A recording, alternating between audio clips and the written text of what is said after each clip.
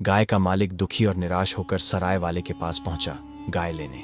तभी सराय वाले को उस पर बड़ी दया आई। उसने उसे रानी के पास जाने की सलाह दी और बोला, हमारी नई रानी बहुत चतुर है, वह तुम्हें जरूर कुछ उपाय बताएगी। किसान राजमहल पहुंचा और वहां के दरबान को अपनी पूरी कहानी सुनाकर बोला, भाई साहब, मैं बड़ा दुखी और गरीब आदमी हूँ, क्या आप किसी तरह मेरी भेंट नई रानी जी से करवा सकते हैं?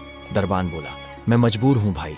राजा साहब ने किसी भी फरियादी को रानी से मिलने की सख्त मनाही कर दी है, मरता क्या न करता। किसान ने चोरी छिपे महल के आसपास चक्कर लगाना शुरू कर दिया। उसे एक बगीचे में रानी चहलकदमी करती दिखाई दी। फिर क्या था, बगीचे की बाड़ फांद कर गाय वाला अंदर जा पहुंचा और रानी के आगे गिड़गिड़ाकर अपने साथ हुए अन्याय की कहानी कह सुनाई। चंपाकली ने थोड़ी देर विचार किया, फिर बोली, मेरी बात ध्यान से सुनो। कल महाराज शिकार खेलने जा रहे हैं। वह एक ऐसी जगह जाएंगे जहां एक तालाब इस मौसम में हमेशा सूखा रहता है। तुम अपने साथ मछली पकड़ने वाला एक जाल और बंसी लेकर वहां चले जाना। जब राजा साहब दिखाई दें तो ऐसा अभिनय करना मानो तुम मछलियां पकड़ रहे हो। महाराज तुमसे जरूर पूछेंगे कि तुम सूखे तालाब में मछलियां क्यों पकड़ रहे हो।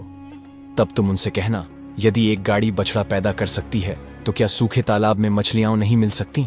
अगले दिन किसान बंसी और जाल से लैस होकर सूखे तालाब पर पहुंच गया। तभी वहां राजा अपने सैनिकों के साथ शिकार करने आ पहुंचा। उसने देखा कि एक बूढ़ा व्यक्ति सूखे तालाब में मछलियां पकड़ रहा है। राजा उसके पास गया और पूछा, तुम सूखे तालाब में मछलियां क्यों पकड़ रहे हो? इस पर किसान बोला, जब एक गाड़ी बछड़ा पैदा कर सकती है तो सूखे तालाब में मछलियां क्यों नहीं मिल सकती? किसान का उत्तर सुनते ही राजा हैरानी में पड़ गया। वह किसान से जोर से बोले, ये तुम किसकी बोली बोल रहे हो? तुम तो ऐसा कभी सोच भी नहीं सकते। सच सच बताओ, क्या तुम रानी से मिले थे? किसान इनकार न कर सका। उसने तुरंत स्वीकार कर लिया कि ऐसा करने की सलाह उसे रानी से ही मिली थी।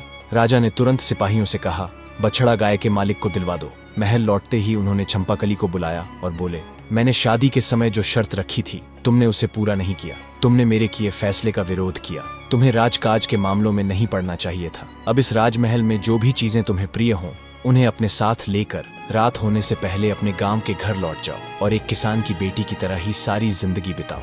चंपाकली ने सिर झुकाकर जवाब दिया, जैसा आप चाहते हैं वैसा ही होगा महाराज। बस आपसे एक विनती है कि शाम के समय मुझसे जाने को न कहें। घर की लक्ष्मी को संध्या के समय घर से निकलने पर आपकी प्रजा में आपकी बदनामी होगी।